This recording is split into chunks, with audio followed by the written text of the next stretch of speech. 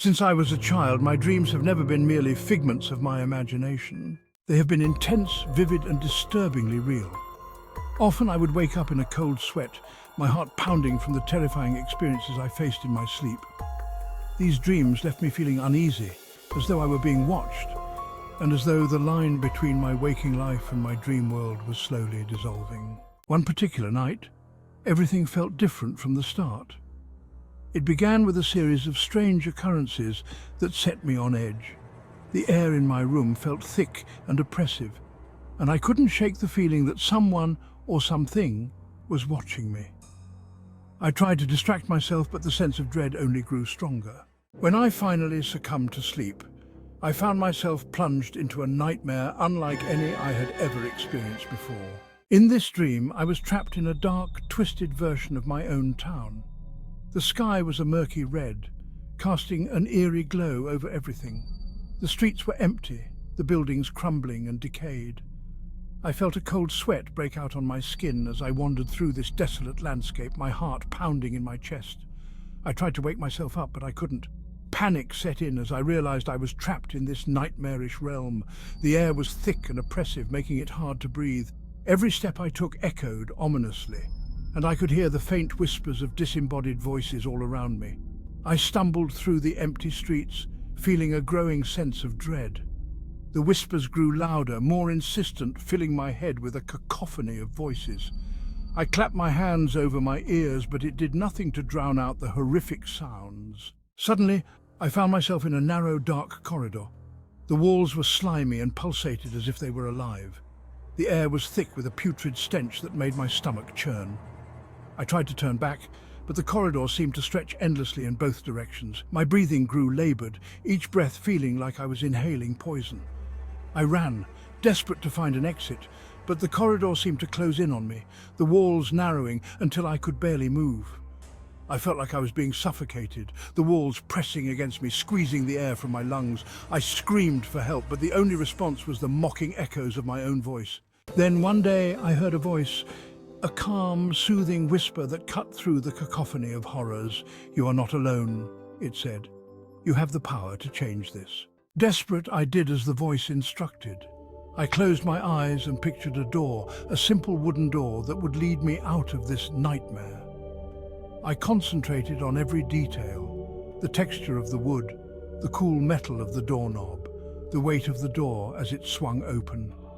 When I opened my eyes, the door was there, standing solid and real in front of me. I reached out, my hand trembling, and grasped the doorknob. With a deep breath, I turned it and stepped through. On the other side of the door was a vast open field bathed in golden sunlight. The air was fresh and clean, a stark contrast to the suffocating atmosphere of the nightmare. I took a deep breath, feeling the tension in my body begin to melt away. But I knew I wasn't safe yet. The whispering voice had warned me that my journey was far from over. "Stay focused," it urged. "You must confront your fears to truly escape." I found myself standing before a massive, decaying mansion. Its windows were dark, and an air of malevolence surrounded it. I hesitated, but the whispering voice reassured me. "You have the power to overcome this. Remember, your mind is your greatest weapon." Steeling myself, I stepped forward and entered the mansion. Inside, the air was thick with the scent of decay, and the floorboards creaked under my weight. Shadows flickered on the walls, and I felt the presence of unseen entities watching me. I moved cautiously, every step echoing through the empty halls. As I explored the mansion, I encountered terrifying visions, ghastly apparitions, grotesque creatures, and scenes of unimaginable horror. Each one seemed designed to break my spirit, to keep me trapped in this nightmare forever. But I remembered the voice's guidance and used my mind to fight back. I imagined the horrors dissipating, dissolving into nothingness before my eyes. With each victory, I felt a surge of strength and confidence. I realized that my fear was the true enemy, and by confronting it, I could regain control. In the mansion's grand ballroom, I faced my final challenge. A towering figure, cloaked in shadows, loomed before me. Its eyes glowed with an otherworldly light, and its presence radiated pure evil. It was the embodiment of my deepest fears. "You cannot defeat me," it hissed, its voice a chilling echo. "You will remain trapped here forever." But I stood my ground, refusing to be intimidated. "I am not afraid of you," I declared, my voice steady and strong. "This is my dream, and I have the power to end it." The figure lunged at me, but I raised my hand and imagined it dissolving into mist. The shadows writhed and twisted, but they could not withstand the force of my will. With a final defiant shout, I banished the figure from my mind. The mansion began to crumble around me, the walls collapsing and the floor disintegrating. I felt a rush of exhilaration as the nightmare dissolved, replaced by a warm, comforting light. The whispering voice returned, filled with pride and encouragement. "You have done well," it said. "You have faced your fears and emerged victorious. Remember this strength, for it will guide you in the future." As the light enveloped me, I felt a sense of peace and fulfillment. I knew that I had conquered my demons and reclaimed control of my dreams. When I finally awoke, I was back in my own bed, the morning sun streaming through the window. The experience had changed me. I no longer feared my nightmares, for I had learned how to face them with courage and determination. I realized that my dreams were not just a place of terror, but a realm where I could confront my deepest fears and emerge stronger. And from that day forward, I used my newfound strength to help others. I shared my story, teaching people how to harness the power of their minds and overcome their own nightmares. For I knew that no matter how dark the dream, the light of courage and resilience could always find a way to shine through. My life had returned to a semblance of normalcy after that nightmarish ordeal. The experience had left an indelible mark on me, but it also endowed me with a newfound strength and resilience. I began to feel more in control of my dreams, using the techniques I had learned to navigate even the most unsettling scenarios. Yet despite this progress, the lingering fear that the nightmare might return never truly left me. It was a few months later, on a particularly stormy night, that I once again found myself drawn into a lucid dream. The wind howled outside, rattling the windows and casting eerie shadows on the walls. I lay in bed, struggling to fall asleep, the unease gnawing at the edges of my consciousness. When I finally drifted off, I found myself in a dark, dense forest. The trees were gnarled and twisted, their branches reaching out like skeletal hands. The air was cold and damp, and an unsettling silence pervaded the atmosphere. I walked cautiously, every sense heightened, my mind alert to any sign of danger. As I moved deeper into the forest, the feeling of being watched returned, stronger than ever. I glanced around, trying to spot the source, but saw nothing. The shadows seemed to move and shift, and I could hear faint, indistinct whispers that sent chills down my spine. Suddenly, a figure stepped out from behind a tree. It was a young girl, her face pale, and her eyes wide with fear. She looked familiar, like a memory from a distant past. "Help me," she whispered, her voice trembling. "I'm lost." My heart went out to her, and I reached out my hand. "Come with me. We'll find a way out together." As she took my hand, I felt a surge of determination.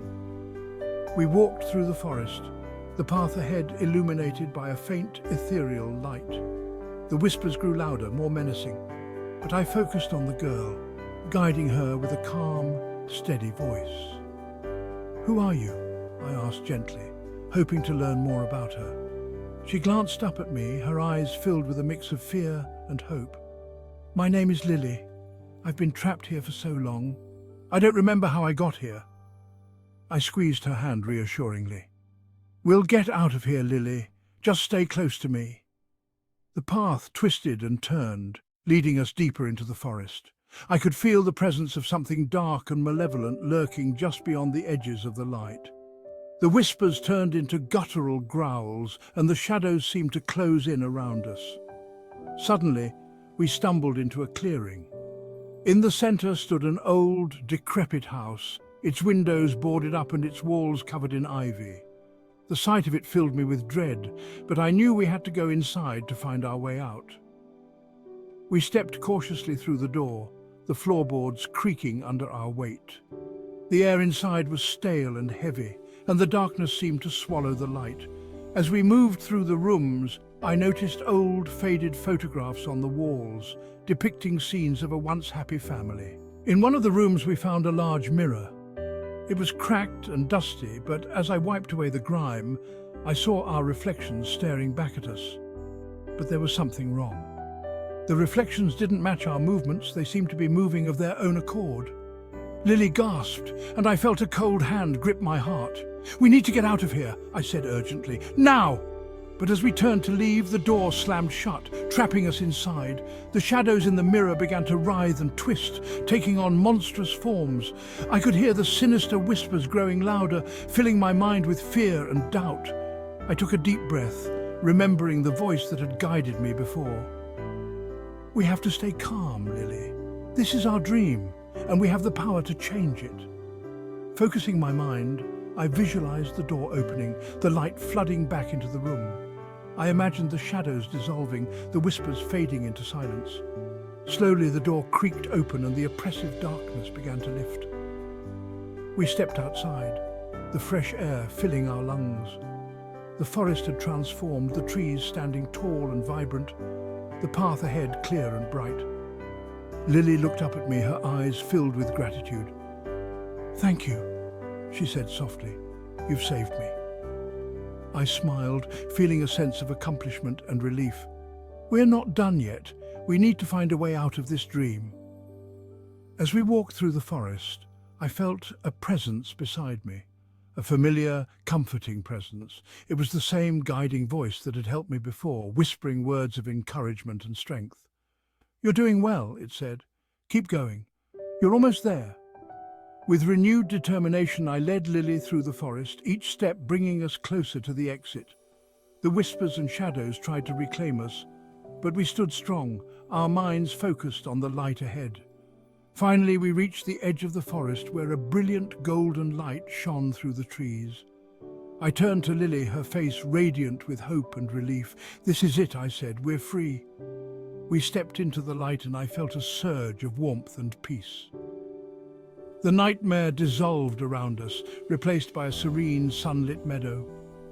I could hear the gentle rustle of leaves, the sweet chirping of birds, and the soft whisper of the wind. I woke up in my bed, the morning light streaming through the window. The experience had been terrifying, but it had also taught me the power of resilience and the importance of confronting my fears. From that day forward, I continued to practice lucid dreaming, using it as a tool to overcome my nightmares and help others do the same.